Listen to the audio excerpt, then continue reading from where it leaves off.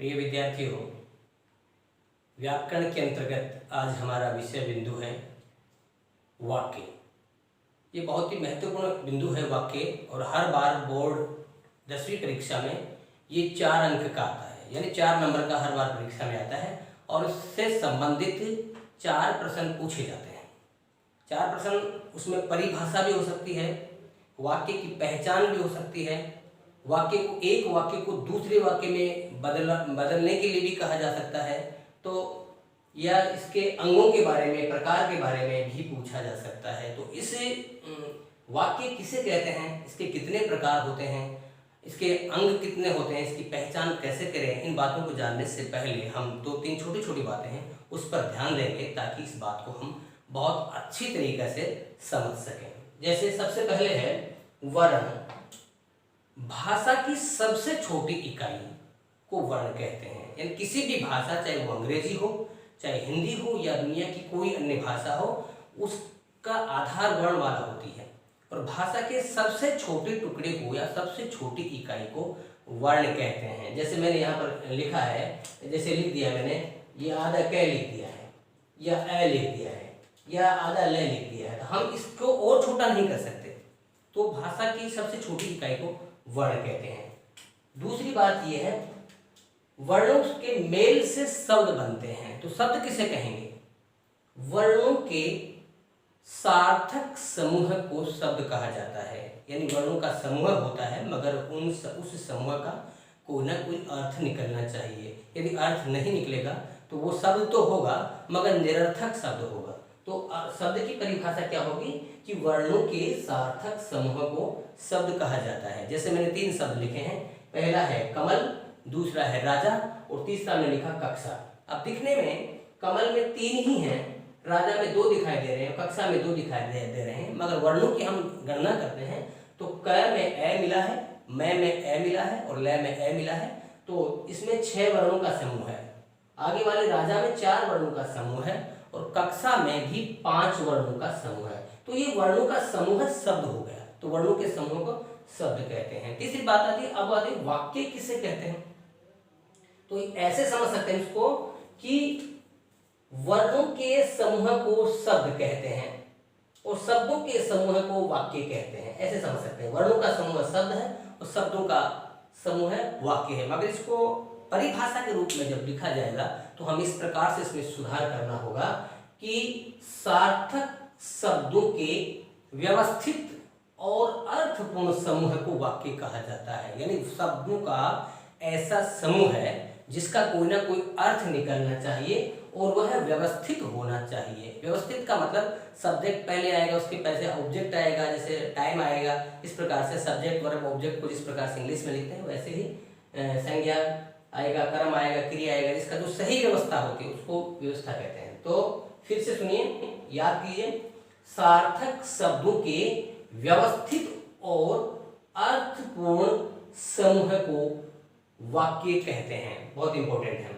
अब वाक्य की प्रकार की बात आती है और अंगों की बात आती है। तो वाक्य के कितने प्रकार होते हैं? तो वाक्य रचना की दृष्टि से 3 प्रकार होते हैं। याद रहे, 10th क्लास में यही आता है। और अर्थ की दृष्टि से वाक्य 8 प्रकार के होते हैं। तो ये अर्थ की दृष्टि से, अर्थ के अनुसार 8 प्रकार के वाक्य 9th क्लास में हमारे चलते हैं, हमने पढ़ा होगा। ये 10th क्लास में इसके बारे में नहीं पढ़ा है, मैंने इसको क्रॉस किया है। और रचना की दृष्टि से वाक्य 3 प्रकार के होते हैं। तीनों का नाम इस प्रकार है कि सरल वाक्य, इसको साधारण वाक्य भी कहते हैं, संयुक्त वाक्य और मिश्र वाक्य। मिश्र वाक्य को मिश्रित वाक्य या इसको जटिल वाक्य भी कहते हैं। याद रहे, जैसे यदि नाम चेंज हो जाए कि जटिल वाक्य कौन सा होता है, तो जटिल वाक्य या मिश्रित वाक्य मिश्र वाक्य का ही नाम है। तो वाक्य रचना की दृष्टि से कितने प्रकार के होते हैं? रचना की दृष्टि से वाक्य 3 प्रकार के होते हैं, सरल वाक्य, संयुक्त वाक्य और मिश्र वाक्य। ठीक है। अब अगली बात है कि वाक्य के अंग कितने होते हैं। ये बहुत महत्वपूर्ण बात है, पूछिए, पहले बोर्ड में पूछा जा चुका है कि वाक्य के कितने अंग होते हैं, उनके नाम लिखिए या उसकी पहचान कीजिए, परिभाषा। तो वाक्य के 2 अंग होते हैं, एक उद्देश्य होता है और एक विधेय होता है। याद रहे, एक उद्देश्य होता है, दूसरा विधेय होता है। इंग्लिश सेंटेंस कोई होता है और अंग्रेजी के सेंटेंस में जिसको हम सब्जेक्ट बोलते हैं, उसी को हिंदी में उद्देश्य कहा जाता है। ठीक है, तो सब्जेक्ट को ही उद्देश्य कहते हैं और प्रेडिकेट इंग्लिश में इसको बोलते हैं, उसको हिंदी में विधेय कहा जाता है। तो फिर देखिए, वाक्य के दो अंग होते हैं, एक उद्देश्य होता है, दूसरा विधेय होता है। अब उद्देश्य किसे कहते हैं? वाक्य में जिसके बारे में कथन का मतलब कोई बात या कथन कहा जाता गया है या कहा जा रहा है, उसे हम उद्देश्य कहते हैं। जैसे मैंने कहा कि रवि पुस्तक पढ़ रहा है, इस वाक्य में रवि पुस्तक पढ़ रहा है, पुस्तक पढ़ रहा है, ये बात हम किसके बारे में कर रहे हैं? हम बात रवि के बारे में कर रहे हैं कि काम को करने वाला है, कर्ता, सब्जेक्ट जो है इसमें रवि है। तो इस वाक्य में यदि हमें कोई कहे कि इस वाक्य में उद्देश्य कौन सा है, पहले बोर्ड की परीक्षा में इसी प्रकार से पूछा जाता था, एक सेंटेंस दे दिया जाता था और उसमें ये पूछते थे इस वाक्य में उद्देश्य और विधेय को अलग अलग कीजिए, मगर अब ऐसा नहीं पूछा जाता है। तो रवि पुस्तक पढ़ रहा है, इस वाक्य में सब्जेक्ट रवि है, तो ये वाक्य का उद्देश्य रवि है। ठीक है, तो हम जो पुस्तक पढ़ने की बात रवि के बारे में कही जा रही है। अब दूसरी बात यह है, विधेय किसे कहते हैं?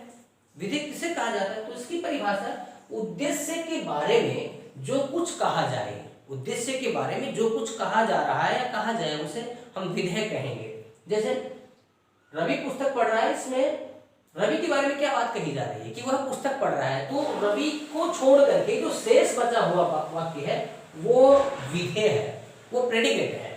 दूसरा एक वाक्य देखिए, राधा मथुरा जा रही है, इस वाक्य में सब्जेक्ट कौन है? राधा है। राधा यहाँ पर उद्देश्य है, मगर वो क्या कर रही है, कहाँ जा रही है? तो मथुरा जा रही है। तो जो उसके अंडरलाइन किया गया ना, मथुरा जा रही है, ये इस हिस्से को हम विधेय कहेंगे। तो उद्देश्य और विधेय की परिभाषा, वाक्य में जिसके बारे में कथन कहा जाता है, कोई बात कही जाती है, उसको उद्देश्य कहते हैं, और उद्देश्य के बारे में जो कुछ भी कहा जाता है उसको विधेय कहते हैं। बहुत इंपॉर्टेंट है, याद रखें इसको। अब देखिए, रचना की दृष्टि से वाक्य तीन प्रकार के होते हैं, तो इन तीनों की परिभाषा याद होना अति आवश्यक है, बहुत जरूरी है, क्योंकि इन तीनों में से एक परिभाषा हर बार बोर्ड परीक्षा में पूछी जाती है। और इन तीनों वाक्यों में से सरल वाक्य, संयुक्त वाक्य और मिश्र वाक्य का एक उदाहरण दिया जाता है और हमसे ये पूछा जाता है कि यह कौन सा वाक्य है। यदि हम इसकी परिभाषा ही नहीं जानेंगे तो वाक्य की पहचान नहीं कर सकेंगे। तो सरल वाक्य देखिए, वह वाक्य जिसमें एक ही उद्देश्य होता है, उद्देश्य को हमने भी पढ़ा है, वह वाक्य जिसमें एक ही उद्देश्य होता है और एक ही विधेय होता है, उसे सरल वाक्य कहते हैं। इसको और समझने के लिए हम कह सकते हैं कि वह वाक्य जिसमें एक ही उद्देश्य होता है और एक ही विधेय होता है, उसको हम सरल वाक्य कहेंगे। और सरल वाक्य को ज्यादा समझने के लिए, ध्यान देने के लिए बात यह है कि इसमें कोई भी योजक चिन्ह नहीं होता है। इंग्लिश में इसको कंजक्शन बोलते हैं, कंजक्शन जिसको, जिनसे दो सेंटेंस को आपस में जोड़ा जाता है, जिस बीच में एंड लगाते हैं, बट लगाते हैं। तो हिंदी में भी इस प्रकार से और, अथवा, किंतु, परंतु, लेकिन, ये चीज लगाई जाती है, इनको संयोजक समुच्चय बोधक कहा जाता है। तो साधारण वाक्य में कोई भी योजक चिन्ह नहीं होता है। इसको मैंने डॉट डॉट किया है, इसको याद रखना है कि साधारण वाक्य की पहचान ऐसे भी कर सकते हैं जिसमें योजक चिन्ह नहीं आ रहे, मतलब साधारण वाक्य है। जैसे उदाहरण के लिए, पुलिस अपराधियों को पकड़ती है, इसमें कहीं भी और, अथवा, किंतु, परंतु, लेकिन नहीं है। इसमें पुलिस है और काम है, एक ही कार्य दिखाया गया है, एक ही सब्जेक्ट दिखाया है। तो ये साधारण वाक्य का उदाहरण है। दूसरा, बालक पुस्तक पढ़ रहा है, इसमें काम करने वाला भी एक है, काम भी एक ही हो रहा है, तो कार्य भी एक हो रहा है, करने वाला भी एक ही है। तो इन दोनों उदाहरणों जो है, दोनों उदाहरण है, ये साधारण या सरल वाक्य के हैं। तो इसकी पहचान करेंगे, तो पहचान के लिए आपको ये देखना है कि जिसमें कोई भी योजक चिन्ह नहीं है, जिसमें एक ही उद्देश्य है, एक ही विधेय है, या कई जगह आपको पुस्तकों में ये भी मिलेगा कि जिसमें एक ही मुख्य क्रिया होती है, उसे साधारण वाक्य कहते हैं। तो वो बात से हम जोड़ सकते हैं, वो बात भी सही है। अगला है संयुक्त वाक्य किसे कहते हैं? साधारण की बात में संयुक्त, तो इसकी परिभाषा है, पहले पढ़ रहे हैं, एक से अधिक, एक से अधिक दो भी हो सकते हैं, तीन भी हो सकते हैं। तो एक से अधिक का मतलब केवल दो ही नहीं, दो से ज्यादा भी हो सकते हैं। एक से अधिक साधारण या मिश्र वाक्यों के योग को से बनने वाले वाक्य को संयुक्त वाक्य कहते हैं। यानी दो साधारण या दो सरल वाक्यों से मिलकर के एक सेंटेंस बनता है, दो सेंटेंस को जोड़ करके एक बनाया जाता है, उसको संयुक्त वाक्य कहते हैं। इस वाक्य की पहचान हम कैसे करेंगे? इस वाक्य की पहचान करने के लिए मैंने यहां पर लिखा है योजक चिन्ह, जहां पर और आ जाए, अथवा आ जाए, लेकिन आ जाए, परंतु आ जाए, किंतु आ जाए, इसलिए आ जाए, यानी इन योजक चिन्हों से यदि दो वाक्य जुड़े हुए हैं, जैसे मैं अंग्रेजी बोल सकता हूं लेकिन लिख नहीं सकता, मैंने दो बात कही है, मैं अंग्रेजी बोल सकता हूं, मैं अंग्रेजी लिख नहीं सकता, इन दोनों वाक्यों को जोड़ा, मैंने लेकिन से जोड़ दिया। जैसे मैं हिंदी पढ़ रहा हूं और गाने सुन रहा हूं, तो मैं हिंदी भी पढ़ रहा हूं और गाने भी सुन रहा हूं, दो अलग अलग वाक्य हैं, मैंने और से इन वाक्यों को जोड़ दिया है। तो याद रहे, संयुक्त वाक्य की पहचान के लिए अंग्रेजी में बट का प्रयोग किया जाता है, सो का प्रयोग किया जाता है और का प्रयोग, तीन वर्ड याद रखिए। अंग्रेजी सेंटेंस के रूप में यदि हम उसको चेंज करेंगे जहां पर बट, और या सो,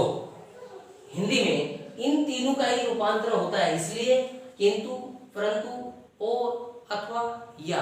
तो इन वाक्यों से जुड़ने वाला वाक्य जो होता है संयुक्त वाक्य होता है। जैसे इसका एक उदाहरण मैंने लिखा है यहां पर, अध्यापक बोल रहा है और बच्चे सुन रहे हैं। अध्यापक बोल रहा है, यहां पर साधारण वाक्य है, और बच्चे सुन रहे हैं, ये भी दूसरा वाक्य है। इस संयुक्त वाक्य की सबसे बड़ी विशेषता यह है कि दो वाक्य जो आपस में जुड़ते हैं और दोनों को हम अलग अलग कर देते हैं, तो दोनों का अपना अपना अर्थ होता है, एक दूसरे पर डिपेंड नहीं होते हैं, एक दूसरे पर निर्भर नहीं होते हैं, वो स्वतंत्र होते हैं, दोनों का अर्थ निकलता है। याद रहे, संयुक्त वाक्य में दो वाक्य जो जुड़ते हैं, दोनों वाक्यों को यदि हम अलग अलग भी कर देंगे तो दोनों का अपना अपना अर्थ होगा, वो अपने अर्थ को खोएंगे नहीं, वो एक दूसरे वाक्य पर डिपेंड नहीं है, एक दूसरे पर निर्भर नहीं है। यही खासियत है संयुक्त वाक्य की। मगर मिश्र वाक्य जो है, इसमें भी दो ही वाक्य होते हैं, मगर इसके दोनों वाक्य एक दूसरे पर निर्भर होते हैं, एक दूसरे पर निर्भर होते हैं। एक वाक्य को यदि हम हटा देंगे तो दूसरा वाक्य भी अपना अर्थ खो देता है। अब समझने में बात यह होती है कि मिश्रण और संयुक्त तो एक ही है। बहुत बार ये होता है, पूछे सवाल आता है कि मिश्र वाक्य या संयुक्त वाक्य सर एक ही होता है, मतलब दोनों जुड़ रहे हैं। नहीं, जैसे हमने इसको हम समझेंगे, एक लकड़ी और एक लोहे को हमने रस्सी से बांध दिया है, तो लकड़ी फिर भी लकड़ी है, लोहा फिर भी लोहा है, बांध दिया है, तो हमने उसको एक जगह किया है, उनको गांठ लगाई, एक दूसरे की गुण एक दूसरे पर निर्भर नहीं है, एक दूसरे में घुले मिले नहीं है। मगर हमने नमक को पानी में डाल दिया, तो हम उसी नमक को, जैसे नमक का जो को टुकड़ा है मोटा, उसको पानी में डाल दिया हमने, अब उस नमक को चखेंगे तो पानी आएगा, और पानी को चखेंगे तो नमक आएगा, यानी एक दूसरे में मिश्रित हो गया है, वो घुल गया है। तो जो आपस में घुल जाता है और फिर एक दूसरे के बिना काम नहीं चलता है, तो ऐसा वाक्य मिश्र वाक्य होता है। और जो आपस में केवल जुड़ता है वो होता है संयुक्त वाक्य। तो अगले की परिभाषा देखिए, मिश्र वाक्य की परिभाषा, वह वाक्य जिसमें एक प्रधान उपवाक्य होता है और अन्य आश्रित उपवाक्य होते हैं। आश्रित का मतलब होता है दूसरे पर निर्भर होना। आश्रित वाक्य इसमें लिखा है, इसमें आश्रित नहीं लिखा है। एक प्रधान उपवाक्य होता है, एक तो मेन सेंटेंस होता है और दूसरा सेंटेंस के साथ में एक दूसरा वाक्य और जुड़ा हुआ होता है। वह दूसरा जुड़ने वाला वाक्य है, वो पहले वाले के साथ में जुड़ा रहेगा तो ही उसका अर्थ निकलेगा, यदि वो उससे अलग हो जाएगा तो उसका अर्थ, उसका अस्तित्व नहीं रहेगा, पूरा अर्थ नहीं देगा। इसके लिए आपको अंग्रेजी में जो सेंटेंस हम देखते हैं उसको चेंज करेंगे। तो अंग्रेजी में दो सेंटेंस को जोड़ने के लिए दैट का प्रयोग जहां पर होता है, हिंदी में वह है वाक्य मिश्र वाक्य है, मान लीजिए। अब इस वाक्य में की पहचान के लिए हमें यह करना है कि मैंने तीन वर्ड लिखे हैं, ध्यान देंगे आप, जय, उ और की, इन तीनों से काम चल जाएगा। जय का मतलब जो, जिसे, जिन्हें, जिनका। उ का मतलब उसका, उसकी, उनको, उन्हें, उससे स्टार्ट होने वाले। की का मतलब छोटी की मात्रा है। तो जैसे उ से और की से शुरू होने वाले योजक चिन्ह जो हैं वो यदि बीच में दो सेंटेंस को जोड़ने वाले हैं तो वह मिश्र वाक्य है। जैसे इसमें देखिए परिभाषा फिर बढ़ रहा हूं, वह वाक्य जिसमें एक उप प्रधान वाक्य तथा अन्य वाक्य आश्रित होते हों उसे मिश्र वाक्य कहते हैं। जैसे इसका एक उदाहरण देखिए, उत्तीर्ण वही होगा, उत्तीर्ण का मतलब पास होना, उत्तीर्ण वही होगा जो मेहनत करेगा। अब इस वाक्य में पहला सेंटेंस है उत्तीर्ण वही होगा। अब इसको हमने जो यहां से तोड़ा इसको हम तोड़ देते हैं और एक हिस्से को इधर कर देते हैं, एक को इधर कर देते हैं, तो उत्तीर्ण वो वही होगा, उत्तीर्ण वही होगा। कौन उत्तीर्ण होगा, इसका उत्तर जानने के लिए हमें आगे वाला वाक्य पढ़ना ही होगा। उत्तीर्ण वही होगा जो मेहनत करेगा। अब इस वाक्य को आगे वाले में पढ़ दे, मेहनत करेगा जो के बाद में, तो मेहनत करेगा तो क्या होगा, इसका उत्तर इसमें छुपा हुआ है, मेहनत करेगा तो उत्तीर्ण होगा, तो उत्तीर्ण होगा इसका उत्तर इसमें छुपा है और इसका इसमें छुपा है। यानी एक टुकड़े को यदि हम अलग कर देते हैं तो अपना अर्थ खो देता है। तो वह दो वाक्य आपस में जुड़े हुए हों और दोनों का अर्थ एक दूसरे पर निर्भर होता है, वह मिश्र वाक्य होता है। ऐसा ही एक उदाहरण और मैं यहां लिख रहा हूं मिश्र वाक्य का, कि गांधी जी ने कहा कि सदा सत्य बोलो। ये देखा, गांधी जी ने कहा कि सदा सत्य बोलो। अब यहां पर गांधी जी ने कहा और सदा सत्य बोलो, याद रखें गांधी जी ने क्या कहा था, इन टुकड़ों इन दो वाक्यों को जोड़ा है हमने, इससे जोड़ दिया है। गांधी जी ने क्या कहा था, इसका उत्तर यहां है सदा सत्य बोलो। सदा सत्य बोलो किसने कहा, इसका उत्तर इसमें गांधी जी ने कहा। तो दो वाक्य जिनसे जुड़े हैं और दोनों वाक्य एक दूसरे पर निर्भर होते हैं वह मिश्र वाक्य होते हैं।